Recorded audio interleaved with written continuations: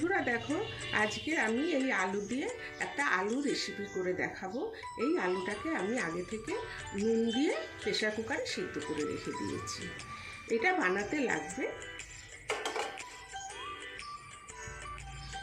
কাঁচা লঙ্কা, কসুরি মেথি, জিরে আর শুকনো লঙ্কা শুধু খোলায় ভেজে এটাকে গুঁড়ো করে রেখেছি, আর লাগবে আমচুর পাউডার। আমি এবার আলুগুলোকে ছাড়িয়ে নেব। এই দেখো, আমি কেটে নেব পিস পিস করে। এই যে আলুটা ছাড়ানো হয়ে গেছে।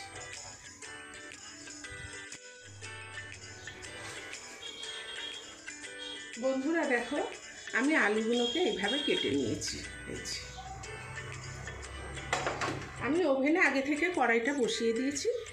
দেখো, আমার কড়াইটা গরম হয়ে গেছে। এবার আমি কড়াইয়ে তেল দিয়ে দেবো।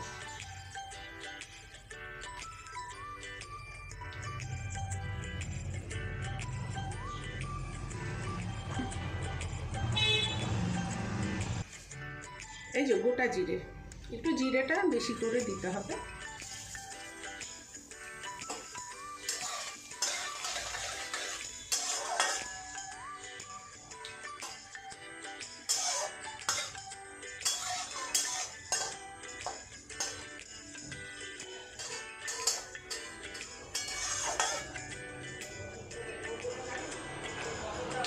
দেখো, আমার জিরেটা ভাজা হয়ে গেছে।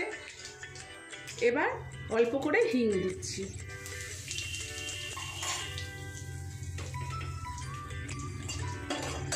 এবার যে কেটে রেখেছিলাম আলুগুলো, এইগুলো এর মধ্যে দিয়ে দেবো।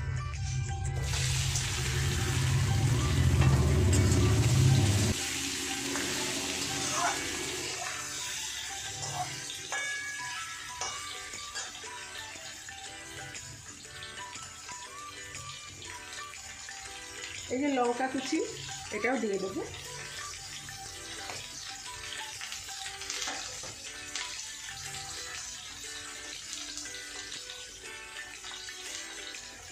নুন আন্দাজ মতো।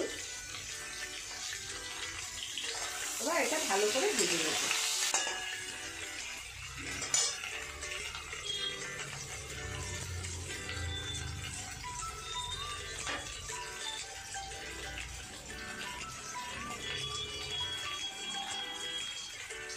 এবার আমি কসুরি মেথিটা দিয়ে দিচ্ছি,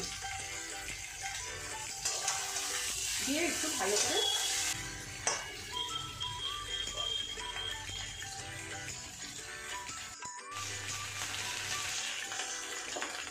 দেখো, আমি আলুটা নেড়ে দিচ্ছি।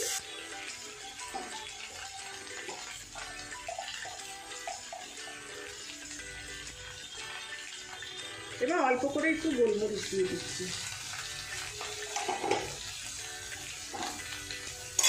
গোলমরিচটা দিলে বেশ গন্ধটা ভালো হবে।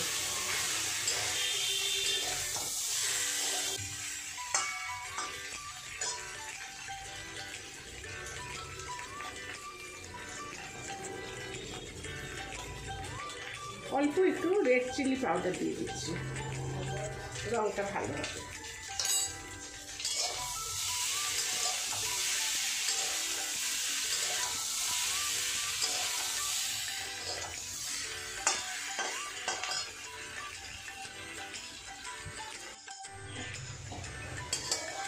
দেখো বন্ধুরা, এই আলু মশলাটা কি সুন্দর ভাজা ভাজা হয়ে গেছে।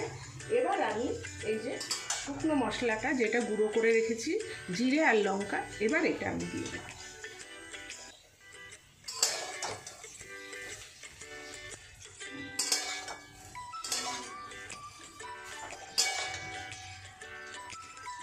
অল্প আছে, এরকম দিয়ে নাড়াচাড়া করতে হবে।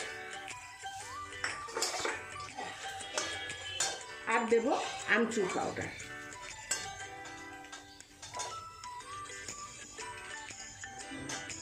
তোমাদের কাছে যদি আমচুর পাউডার না থাকে, তোমরা তাহলে লেবুর রস দিয়েও করতে পারো। এইটা খেতে খুব ভালো লাগে। এটা অফিসের টিফিন, বাচ্চাদের স্কুলের টিফিন, পরোটার সঙ্গে দিলে বাচ্চারা খুব ভালো খাবে, সবাই ভালো খাবে। তোমরা এটা বানিয়ে দেখবে, এটা খুব ভালো লাগবে, চটজলদি হয়ে যায়।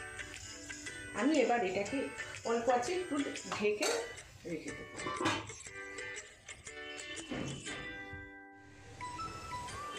দেখো আমার রেসিপিটা হয়ে গেছে।